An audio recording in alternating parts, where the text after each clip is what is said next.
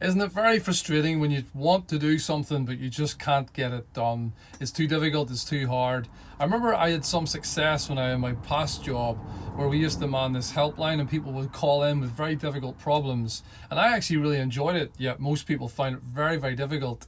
And it's because I developed some strategies that helped me to deal with all the reports that came in, but particularly the complex ones, the ones that everyone else was afraid of. I'd find the secret to dealing with that. Although other times when I've had issues online, I found, well, somebody would say on the phone to me, well, you need to go to this homepage and then you can do those next steps that you want to do. Sometimes there's just a secret that you didn't know about in order to help you do something. Today I want to look at the secret to finding God. Now, before I talk about this, two disclaimers. Number one, God already knows us. We're already known by God.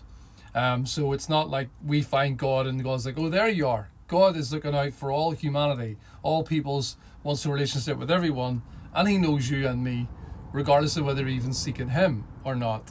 And also just to say, this isn't really a secret so much as it's something that's just extremely important and we can easily be unaware of it or simply just forget it. There is something that we must do in order to find or draw closer to God.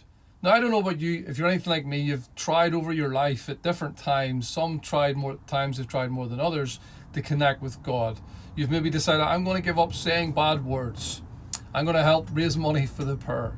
I'm going to stop doing that specific sin. I'm not going to look at those images online. I'm not going to look at those girls or boys walking past that. You know what it is. I'm going to stop lying. You make good decisions, and they are good decisions. Well done for making those good decisions, but you try to do something and you think this will connect me with God more. I'll be more aware of him, more aware of his presence, more faithful.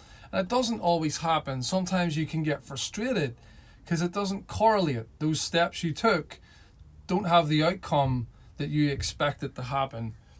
There is a secret in order to, for me, find God from our own personal vantage point. Feel like we've found God. Feel like God's responding. And this is not a genie in a lamp scenario where I give us this secret and it will always work out this way. But for me, this is always a requirement that I was reminded of yesterday morning when I realized there was things that I hadn't quite been doing right recently. I'll share the scripture with you and I'll highlight the secret to finding God. So the Israelites are off in captivity in Babylon. God says you're going to return, and when you do return, here's what can happen. Here's the promise.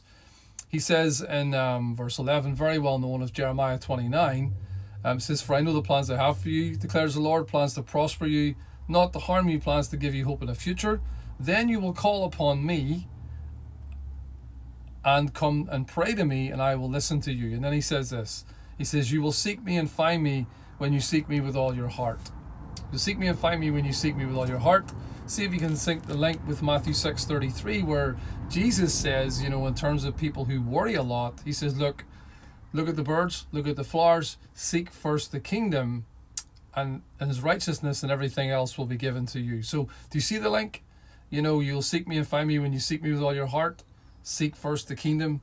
There's a secret in there, which, as I say, isn't necessarily a secret. In order to connect with God, I think he's laid out this requirement. And that requirement is that when we do seek him, he's top of our priority list. We seek him with all of our heart. We seek him first. He's not down the list. He's not an optional extra at the bottom. He's not something you give some of your heart to.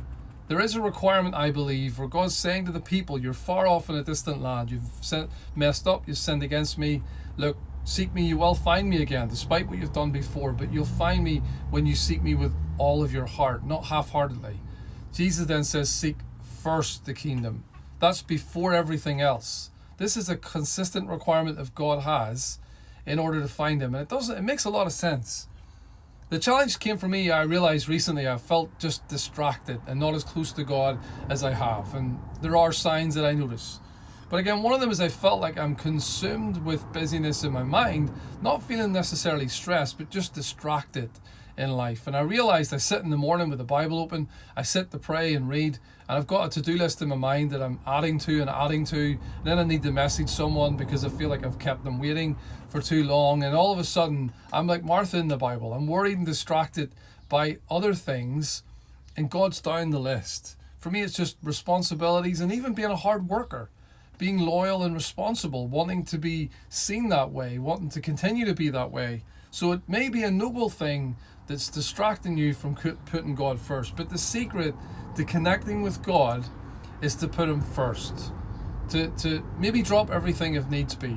To rearrange your priority list. To go after God with all of your heart. All the people that I've met over the years and all the testimonies that I've heard have been from people who at one point or another got so desperate that they had to go after God with all of their heart.